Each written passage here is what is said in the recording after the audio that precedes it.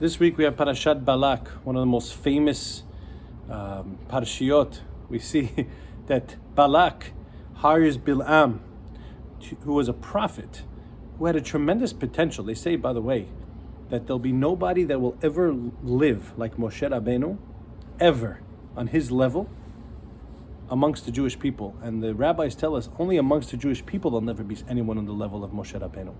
However, by the Goyim, there will be. And who is that? Bilam. He had the same potential as Moshe Rabbeinu, which is a fantastic idea to comprehend. And everybody asks, so if he had that great potential, what happened? What went wrong?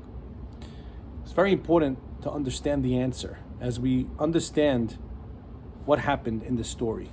So let's just go back for a moment to the story. Balak hires Bilam, who had this great potential, this great prophet amongst the Goyim, to curse the Jewish people. And he's making his way on his donkey. And on the way, a lot of things happen. Most famously, we know that the donkey speaks, which is something unbelievable. But if you look carefully at the Pesukim, you will see that right in the beginning, when the Aton, when he sees the angel holding a sword, he goes off the road and goes and stays alone by himself. After that, he gets back on the road, and Bilam gets very upset at the donkey from that. But he gets back on the road, and then he sees the angel again, and he pushes into a wall, and he hits the leg of Bilam gets stuck between the wall and the donkey. Again, Bilam gets very upset, and he hits the donkey. Finally, the third thing you see in the Pesukim, as it keeps going, the donkey actually crouches down after being hit 3 times. Now these seem to be like very, random things that went on, not the main part, the talking of the Aton, of the donkey, but they have a deep significance. I heard from Rabbi Leaf from Eretz Yisrael. He says something beautiful. He says, you know what was the difference between Moshe Rabbeinu and Bilam? They both had the same potential, but the filter through which the great potential of Moshe Rabbeinu came out was his unbelievable midot, his derech eretz, his good character traits.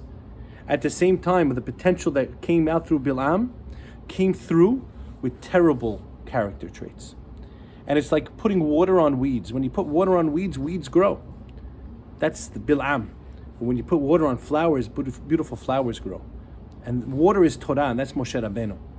So the Torah and the greatness could only flourish when the potential that a person has comes through a foundation of beautiful midot, beautiful character traits. Hashem was hinting to Bilam at his negative character traits with these 3 things that happened with the Aton.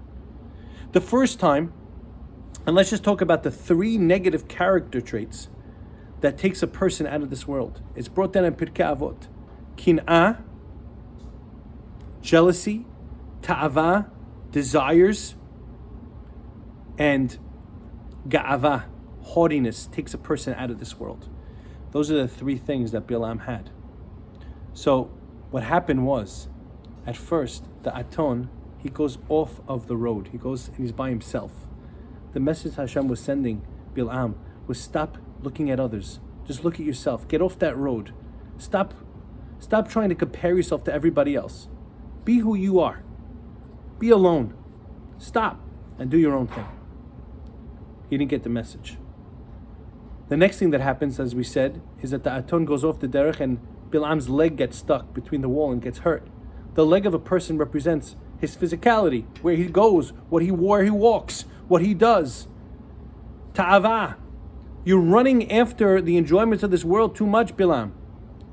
You're not letting spirituality come through. You have to limit it a little bit. He didn't do that. Didn't get the message. Finally, we see the Aton crouches down. That represents humility. Hashem was telling Bilam, you have to be humble. Humble yourself a little bit. You're acting with ga'ava. When you have ga'ava, when you have haughtiness, I can't be part of you. I can't filter through you. He didn't get the message. We learn from here such an important lesson. You have to be Adami.